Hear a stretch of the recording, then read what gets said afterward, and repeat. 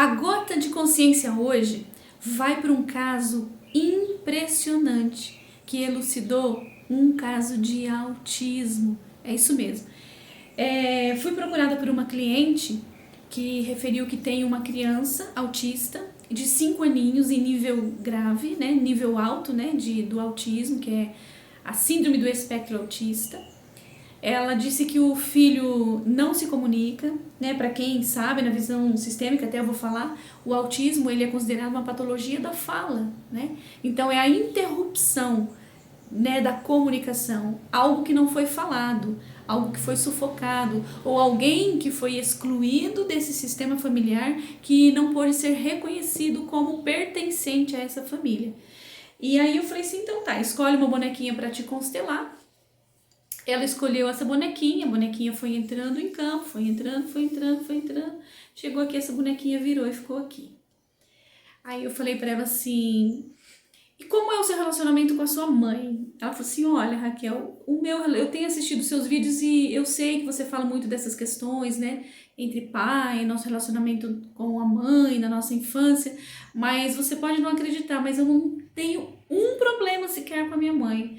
Nós se damos muito bem, né? Eu visito ela me visita, a gente passa os finais de ano juntos. Ela falou assim, mas eu não tenho mesmo o que falar, assim. Aí eu falei, então vamos colocar a sua mãe, né? Daí coloquei a mãe dela foi entrando, deu uma volta aqui assim e ficou aqui.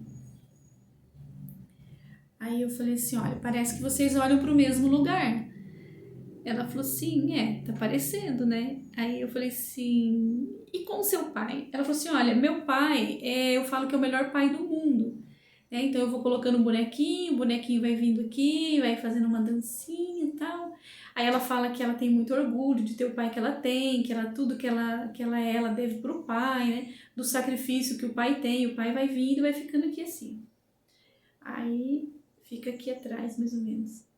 Aí ela fala que tudo que ela tem, ela deve pro pai, né? Ela honra muito esse pai, tem muito orgulho. Aí só de falar do pai ela já se emociona, porque ela fala, eu amo demais o meu pai. Ele que me ensinou tudo, né? Aí eu falo assim, então eu vou colocar o seu filho, né? Tem 5 aninhos o menino. Aí o menininho entra, aí ele já entra meio que, a água começa, né, a fazer assim, e ele começa a entrar meio que dando uns pulinhos assim. Aí ele vai entrando, ele dá uma olhadinha aqui assim e ele para aqui. Aqui a gente considera, né, gente, aqui ó, não tem mais campo, né? Então a gente sabe que a criança está olhando para um abismo, né? E no abismo tem morte, então ele olha para alguém que morreu. Daí eu falei para ela, quem que morreu assim? Você, como é que é os seus irmãos? Você tem quantos irmãos? Ela falou assim, eu sou eu e mais 2 irmãos, mas todos vivos, né? Também são casados, também se têm suas famílias. Ela falou assim, né? Não tem informação de nenhuma morte. Eu falei assim, tá, e a sua avó? Por parte de mãe. Aí ela falou assim, então, a minha avó é uma figura. A minha avó, ela toda... Aí eu escolhi uma bonequinha pra avó, a avó foi entrando, né? Aí a avó foi entrando como se estivesse dançando, foi entrando assim. Ela falou, a minha avó é uma figura. Aí a avó dela veio entrando e parou aqui assim, ó. Também olhando pro mesmo lugar. Né? As mulheres olhando para o mesmo lugar, mas olhando para quê, né? Para quem? Aí ela falou que a avó dela ela é líder de um grupo de terceira idade lá na cidade dela e que o avô dela já não aguenta mais porque essa avó tem muito pique, né? Ela faz vídeos e ela tem um grupo de 80 idosos e eles viajam, né? E eles fazem gincanas, diz que é assim coisa linda de se ver. Aí eu peço para entrar o vô, né? O vô entra aqui assim. Aí vai ficando aqui assim e fica aqui, ó. Meio que não interage muito esse avô. Fica mais ou menos aqui assim. Aí eu falo assim, bom, então conta um pouco, né, da vida desse vô e dessa avó, se eles tiveram quantos filhos, se eles têm alguma tragédia que você possa lembrar. Ela falou assim, olha, todos os filhos dos meus avós são vivos, porque eles são um casal ainda muito jovens, né? Eles são bem de vida, então eles viajam muito, eles deram tudo de melhor, né, para minha mãe e para os irmãos da minha mãe, todos são vivos também, e a gente não tem nenhuma tragédia, Raquel.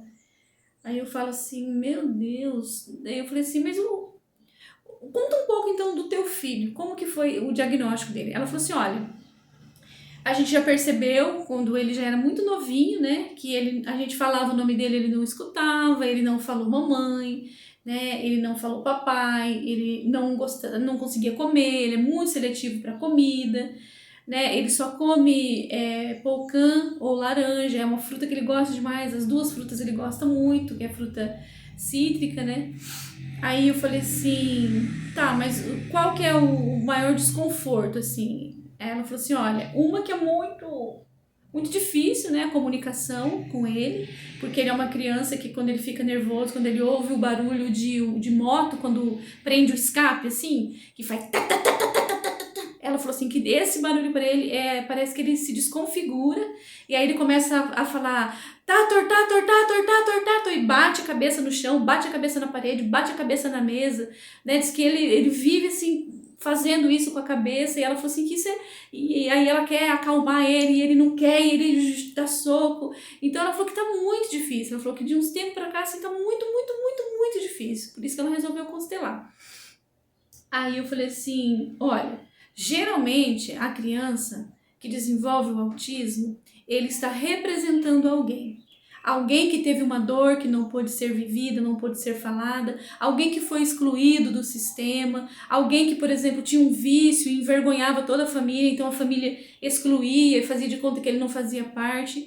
O autismo, ele vem mostrar isso, é um caso de exclusão, é uma dor que não foi vivida, não foi vista, não foi falada, ou então uma pessoa que não é deixado que ela pertença, que ela ocupe o lugar que ela tem o direito do sistema. Daí ela falou assim, bisavó conta? Aí eu falei assim, conta. Ela falou assim, então, eu sei que a minha bisavó, ela morreu meio louca, assim. Eu falei, como assim meio louca? Ela falou assim, parece que ela perdeu um filho. E depois que ela perdeu o filho, aí ela ficou louca mesmo. Aí ela falou assim, eu falei, conta um pouco da história. Ela falou assim, eu não sei contar. Eu posso ligar pra minha avó? Aí eu falei, pode. Daí ela ligou pra avó, deixou no Viva Voz.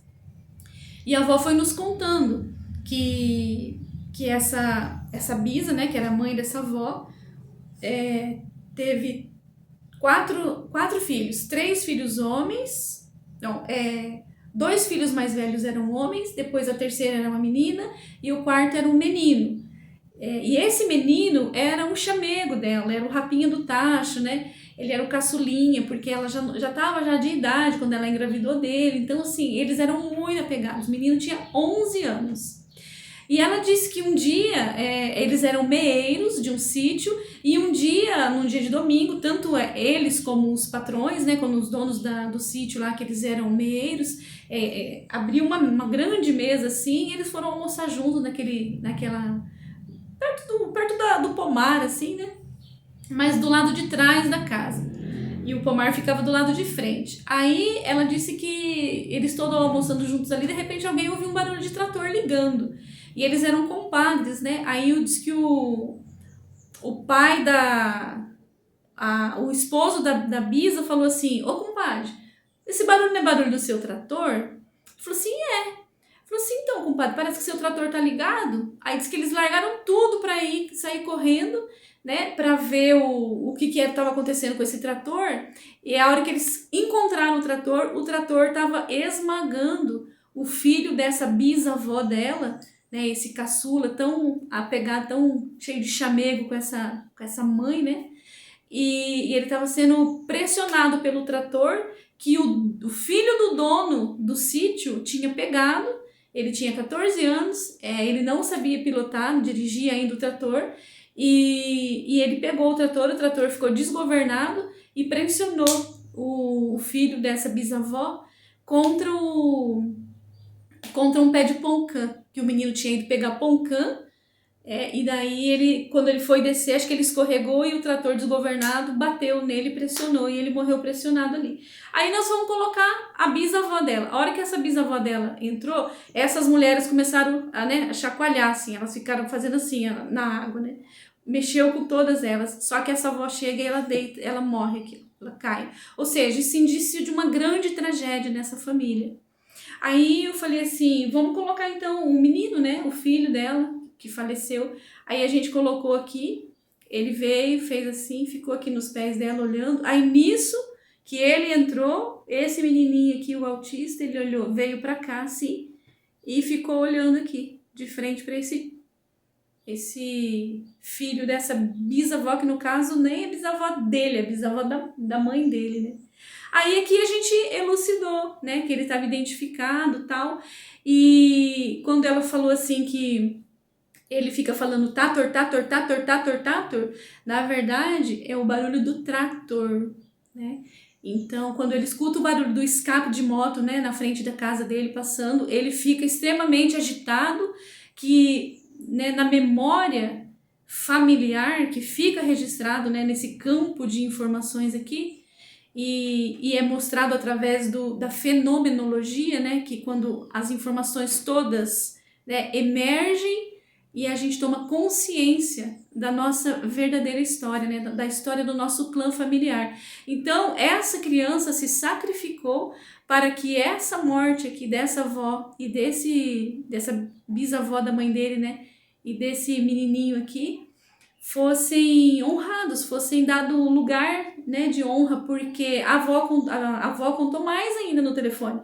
Ela disse que o dono da propriedade pagou para esse casal ficar quietos. Ele falou assim, não, eu vou pagar para vocês não registrar o acidente, para que senão eu vou ter que responder na justiça, eu vou acabar indo preso. Então eu vou, tipo, comprando, entre aspas, o silêncio dessa família. A avó, né, essa bisavó não queria, mas o marido dela falou assim, não, é melhor a gente aceitar para não causar inimizade com o nosso compadre. E então a dor dessa mulher não foi respeitada, né? Ela sentiu que a vida do filho dela não valeu nada. A morte dele foi dado como algo assim corriqueiro, banal, que o dinheiro comprou. O silêncio do marido dela, né?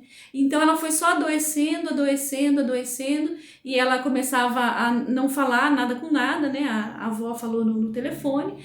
E então foi uma constelação muito forte, assim, de uma emoção muito intensa.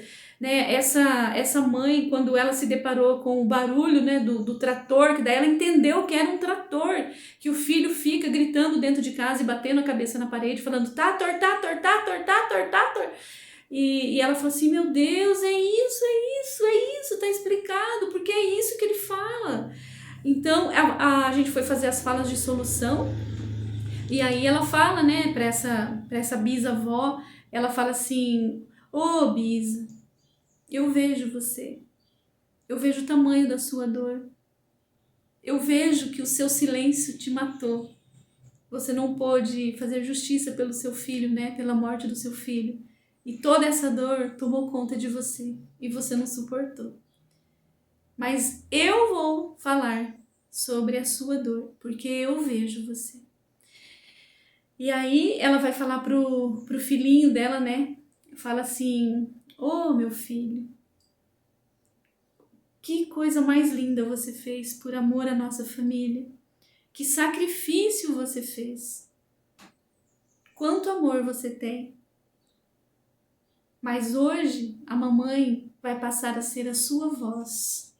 Eu vou falar sobre tudo o que aconteceu na nossa família. Eu vou honrar a minha bisavó. Eu vou honrar aquele menino que morreu esmagado pelo trator. E você, meu filho, eu te liberto a partir de agora.